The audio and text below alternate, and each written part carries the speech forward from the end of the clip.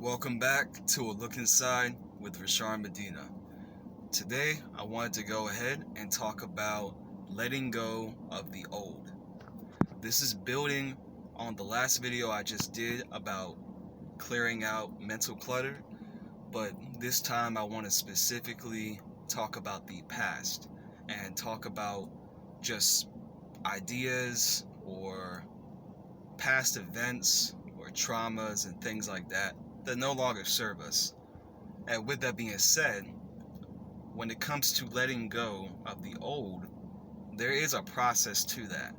And there's a combination of things that, from my perspective, have to be done when we're actually going forth and letting go of what is in the past that doesn't serve us, but we're still holding on to. And so the combination is the following. It is holding the person that has either wronged you or the person you have wronged, holding accountability for the events that have taken place. The reason for this is to know exactly what it is that we are dealing with and to know what it is that we want to set the intention of letting go of. So first is having full accountability or giving or holding full accountability for that type of event. Once we give that full depth of it, then we make sure we're covering it fully. The next thing is to have full compassion for either ourselves if we committed an action that we regret, or for the other person if they did something to us or committed some type of action against us that was traumatizing or whatever you want to call it. So, like I said, the first is full accountability, holding the person accountable. And so to go more in depth into that, this doesn't necessarily mean that they have to apologize. It doesn't necessarily mean that you even have to have a conversation. This is just to recognize what has occurred in its fullness, in its depth.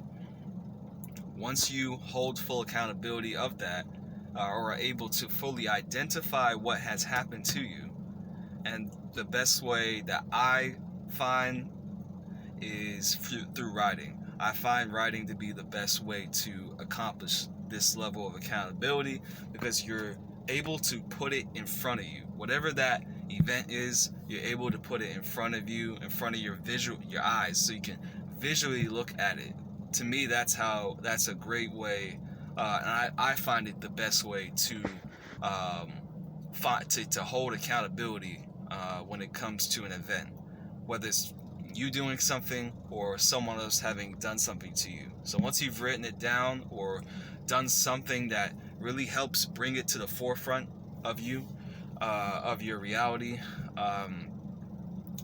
going from there, really holding compassion, understanding where you may have been coming from or where the other person may have been coming from when they did something to you. When we're able to have a larger context for something, we're then able to feel forgiveness either for ourselves or for the other person. Another thing would be to look at the lesson.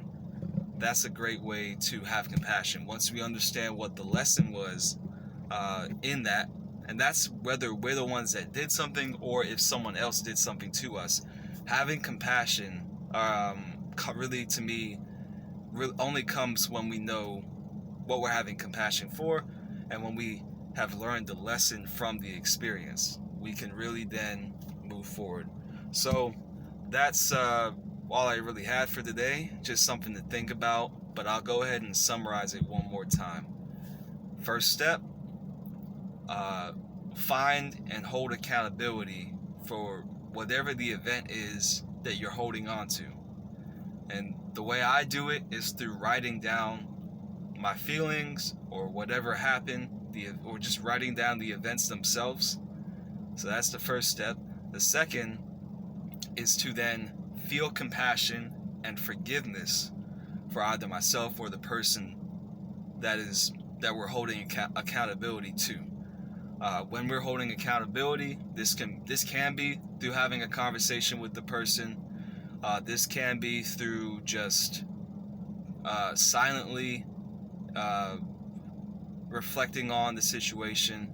So it doesn't have to necessarily involve another person physically. Once we have done that, we have a compassion and forgiveness, and then we look for the lesson that could be learned from the experience. And then we can let that experience go and just be something that's in the past, and we can fully move forward. But I say all this to make sure that we don't suppress anything that has happened to us. We don't remain victims from our experiences, and we're able to live life presently in the moment. So again, that's all I have. I hope that you guys have a great weekend. Peace.